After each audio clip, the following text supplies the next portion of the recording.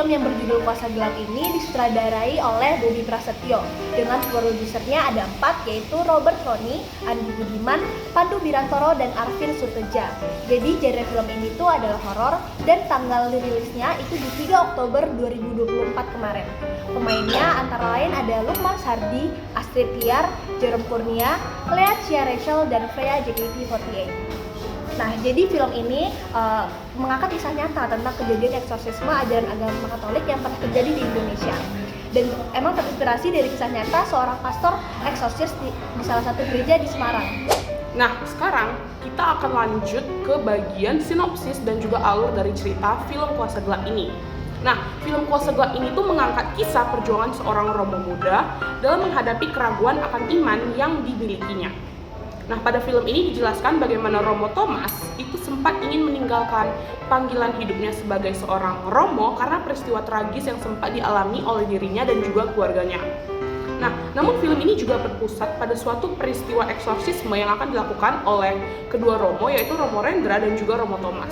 Perjuangan spiritual dalam menghadapi tantangan dari perlawanan iblis harus dilakukan oleh kedua Romo ini, yaitu Romo Rendra dan juga Romo Thomas, demi menyelamatkan Kayla yang mengalami kerasukan dan juga demi menyelamatkan sang ibu dari si Kayla ini.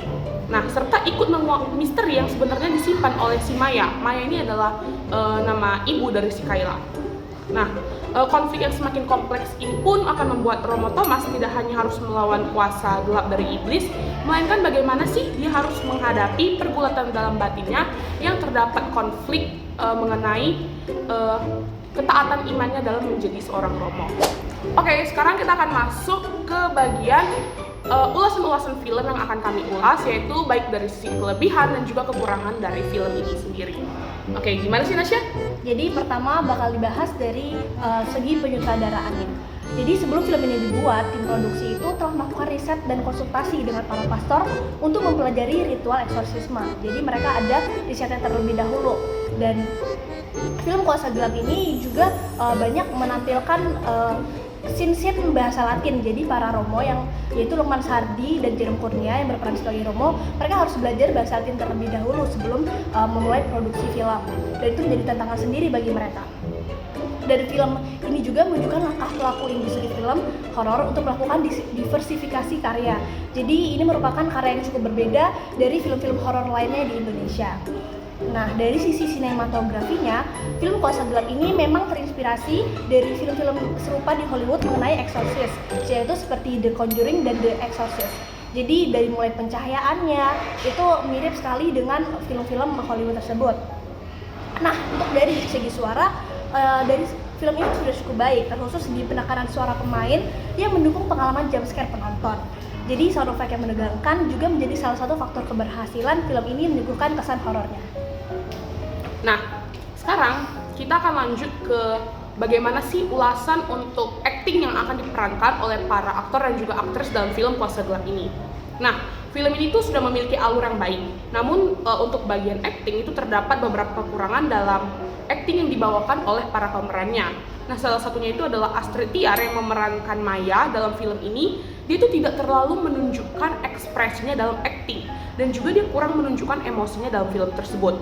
Lalu Romo Thomas yakni yang diperankan oleh Jerome Kurnia juga perlu sedikit improvisasi dalam aktingnya karena tidak terlalu menunjukkan ciri yang khas dari karakternya, namun beliau terbilang masih cukup baik dalam pemeranan yang dilakukannya sebagai Romo Thomas. Nah, di lain sisi, untuk pemeran lainnya, terutama Romo Rendra yakni Lukman Sardi, telah memerankan aktingnya dengan sangat baik dan feels yang dirasakan oleh penonton itu bisa masuk ke diri dan juga hati para penontonnya. Nah, lalu untuk Kayla sendiri yang diperankan oleh Lea Cia Rachel juga memiliki peningkatan dalam acting yang dilakukan dalam film kali ini karena dia cukup menampakkan suasana yang mencekam dan juga cukup menampakkan suasana yang menegangkan dan menyeramkan dalam film Kuasa Gelap. Lalu kita akan masuk ke bagian ulasan untuk dialognya. Untuk dialog ini kami mengulas bahwa film ini memiliki makna yang mendalam dalam pembuatan dialognya karena dapat dilihat dari dialog yang dilakukan oleh antar pemeran yang berusaha saling menguatkan satu sama lain dan selalu memberikan dukungan kepada sesama pemerannya. Itu menunjukkan pembuatan dialog yang sudah cukup baik dan pembuatan dialog yang sudah cukup berkembang.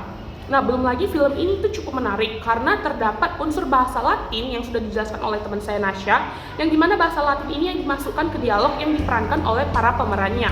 Nah, sekaligus dapat kita lihat unsur spiritualitas terkait Kristiani turut dimasukkan ke dalam dialog dalam film ini, membuat suasana dan kesan dalam film ini tuh juga semakin kuat dan juga semakin hidup. Nah, oke, sekarang kita akan mulai masuk ke ulasan film berupa musik yang ada dalam film Puasa Gelap ini. Nah, untuk musik yang digunakan oleh film ini itu juga sesuai dengan alur yang dibawa. Musik yang dimasukkan dapat menyesuaikan dengan kondisi yang ada terjadi dalam film tersebut. Nah, sehingga keseimbangan antara musik dan juga peristiwa yang terjadi dalam film itu tuh dapat disajikan cukup baik di antara keduanya. Jadi terdapat keseimbangan yang baik dalam komposisi di antara keduanya. Contohnya saat peristiwa eksorsisme dapat kita lihat, film ini tuh berhasil menggunakan efek musik yang menyesuaikan sikon keadaan saat itu agar penonton ikut terbawa arus dalam film yang ditonton.